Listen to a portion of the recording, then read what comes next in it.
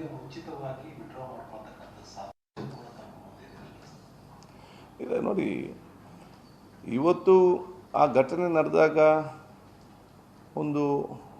ನಾವು ಕೊಟ್ಟಂಥ ಒಂದು ತೀರ್ಮಾನ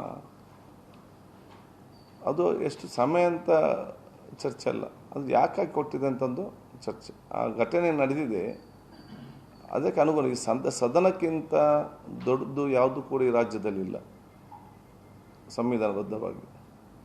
ಸದನದಲ್ಲಿ ಇನ್ನು ಅಧ್ಯಕ್ಷರ ಪೀಠಕ್ಕಿಂತ ಮಹತ್ವದ್ದು ಮತ್ತು ಪಾವಿತ್ರದ್ದು ಯಾವುದು ಕೂಡ ಇಲ್ಲ. ಅದಕ್ಕೆ ಆಗಬಾರ್ದಂತ ಹೇಳಿಕೊಂಡು ಆ ಒಂದು ಘಟನೆ ಸಂಬಂಧ ಕೊಟ್ಟಂತಲ್ಲದೆ ಇದು ಅವಧಿಯದು ವಿಚಾರ ಅಲ್ಲ. ಅವಧಿ ಎಷ್ಟಿದೆ, ಕಡಿಮೆ ಇದೆ, ಯಾವುದಂತ ಹೇಳಿಕೊಂಡು ಆ ರೀತಿಯ ಒಂದು ತೀರ್ಮಾನ ಇವತ್ತು ಅವನಿಂದ ತಗೊಂಡಿದ್ದೇವೆ. ಈ ತಾವು ಕೇಳಿದಂಥ ಪ್ರಶ್ನೆಗೆ ಅದು ಉತ್ತರ ಕೊಡಲಿ ಭಾಳ ಬೇಗ ನಿನ್ನೆ ಆದದಷ್ಟೇ. ಅದನ್ನು ಇವತ್ತೇ ನಾವು ಅಂಥ ತೀರ್ಮಾನ ಏನು ಕೂಡ ಮಾಡಲಿಕ್ಕೆ ಆಗುವುದಿಲ್ಲ. ಮುಂದಿನ ದಿನಗಳಲ್ಲಿ ಏನಾಗ್ತಂತ ನೋಡೋಣ.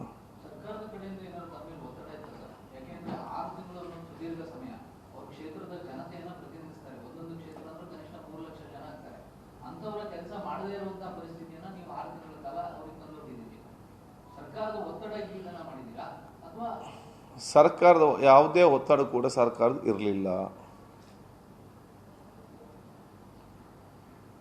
ಜನಪ್ರತಿನಿಧಿಗಳು ಜನರಿಂದ ಆಯ್ಕೆಯಾಗಿ ಬಂದಿದ್ದಾರೆ ಅಂತ ನನಗೆ ಭಾಳ ಚೆನ್ನಾಗಿ ಗೊತ್ತಿದೆ. ನಾನು ಕೂಡ 5 ಬಾರಿ ಜನರಿಂದಲೇ ನಾವು ಗೆದ್ದು ಬಂದದ್ದು. ಗೆದ್ದು ಬಂದಾಗ ಆ ಸೀಟಲ್ಲಿ ಕೂತ್ಕೊಳ್ಳೋ ಮುಂಚೆ, ಅವರಿಗೆ ಅಧಿಕಾರ ಸಿಕ್ಕೋ ಮುಂಚೆ ಅಲ್ಲಿ ನಾವು ಮುಂದೆ ಹೋಗಿ ಪ್ರತಿಜ್ಞೆ ಮಾಡ್ತೇವಲ್ಲ ಸಂವಿಧಾನಬದ್ಧವಾಗಿ. ಏನನ್ನ ಪ್ರತಿಜ್ಞೆ ಮಾಡ್ತೇವೆ ನಾವು ಜನರಿಂದ ಗೆದ್ದು ಬಂದು ಜನರ ಪರವಾಗಿ ಪ್ರತಿಜ್ಞೆ ಮಾಡ್ತೇವೆ, ಹೌದಾ? ಆ ಪ್ರತಿಜ್ಞೆ ಪಕ್ಕ ನಾವು ನಡ್ಕೊಳ್ಬೇಕಲ್ಲ.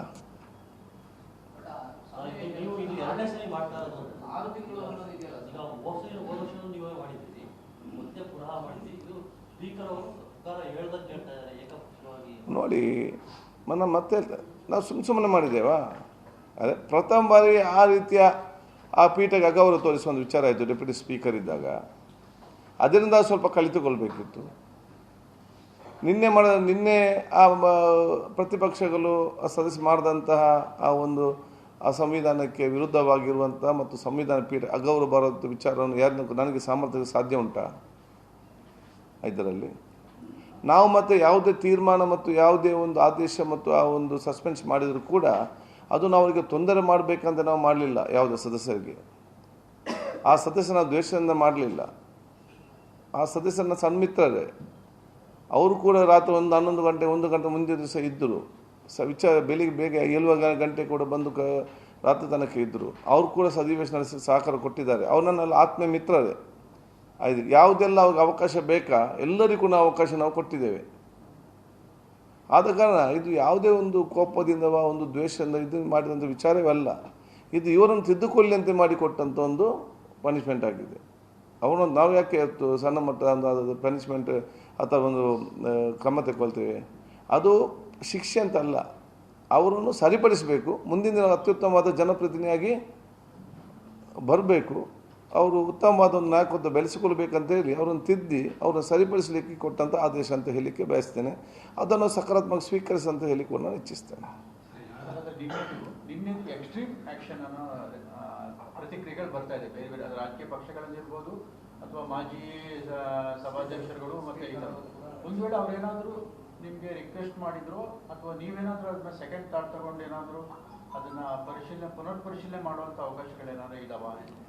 ನೋಡಿ, ರಿಕ್ವೆಸ್ಟ್ ಮಾಡಿದ ನಂತರ ಅದರ ಬಗ್ಗೆ ಚರ್ಚೆ ಮಾಡ್ಬೋದು. ಅಲ್ಲಿ ನೋಡಿ, ಘಟನೆ ಅಷ್ಟು ನಡೆದಿದೆ.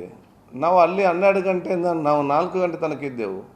ಕನಿಷ್ಠ ಒಂದು ಸೌಜನ್ಯಕ್ಕೆ ಅದು ಬಂದು ಈ ರೀತಿಯಾಗಿದೆ, ಹೆಚ್ಚು ಕಮ್ಮಿ ಆಗಿದೆ, ಈ ರೀತಿಯಾಗಿದೆ ಅಂತ ಹೇಳಿ ಒಂದು ಸೌಜನ್ಯಕ್ಕೆ ಅದು ಬಂದು ಕೇಳುವಂಥ ಒಂದು ನಾವು ತಪ್ಪು ಮಾಡಿದೆಂಬ ಆ ಒಂದು ಭಾವನೆ ಆದರೂ ಬರಬೇಕಲ್ಲ. ನಮ್ಮಿಂದ ಸಂವಿಧಾನ ಪೀಠಕ್ಕೆ ಅಗೌರವವಾಗಿದೆ, ನಾವು ಈ ರೀತಿ ಮಾಡಬಾರ್ದಿತ್ತು, ಏನೋ ಒಂದು ಭಾವನಾತ್ಮಕವಾಗಿ ಇಮೋಷನ್ ಏನೋ ಒಂದು ಹೆಚ್ಚು ಕಮ್ಮಿ ಆಯಿತು. ಆ ತಪ್ಪಿನ ಅರಿವು ಸ್ವಲ್ಪ ಆದರೂ ಬೇಕಲ್ಲ. ನೀವು ನೋಡಿದ್ರೆ ಮತ್ತೆ 4 ಗಂಟೆ ಸ್ಟಾರ್ಟ್ ಆದಾಗ ಅದಕ್ಕಿಂತಲೂ ಕೂಡ ಏನೋ ನಾವು ತಪ್ಪೇ ಮಾಡಲಿಲ್ಲ ಎಂಬ ಭಾವನೆಯಲ್ಲಿ ಅದಕ್ಕಿಂತ ಹೆಚ್ಚು ಮಾಡಲಿಕ್ಕೆ ಪ್ರಯತ್ನ ಪಡೋದು ವಿಚಾರ ತಾವೆಲ್ಲ ಕೂಡ ನೋಡಿದ್ದೀರಿ. ಈ ರೀತಿಯ ವರ್ತನೆಯನ್ನು ಯಾರು ಸಹಿಸಲಿಕ್ಕೆ ಸಾಧ್ಯ ಇದೆ? ಆದಾಗ ಇಂಥೆಲ್ಲ ವರ್ತನೆ ಸರಿಯಾಗಬೇಕು.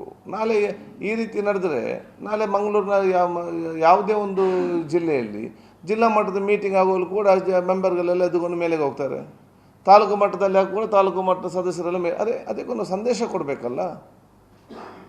ಆದಾಗ ಇದು ಎಷ್ಟು ಸಮಯ ಅಥವಾ ಏನಾಗಿದೆ ಅಂತ ಮುಖ್ಯ ಅಲ್ಲ, ಯಾವುದಕ್ಕೆ ಆಗಿದೆ ಮತ್ತು ಯಾಕಾಗಿ ನಾವು ಇದು ಮಾಡ್ತೇವೆ ಮತ್ತು ಸಂವಿಧಾನದ ಆ ಪೀಠದ ಗೌರವ ನಾವು ಯಾಕೆ ಉಳಿಸ್ಕೊಳ್ಬೇಕು, ಇದೆಲ್ಲ ನೋಡಿಕೊಂಡು ತಗೊಂಡಂಥ ತೀರ್ಮಾನದ ಹೇಳಲಿಕ್ಕೆ ನಾನು ಇವತ್ತು ಬಯಸ್ತೇನೆ.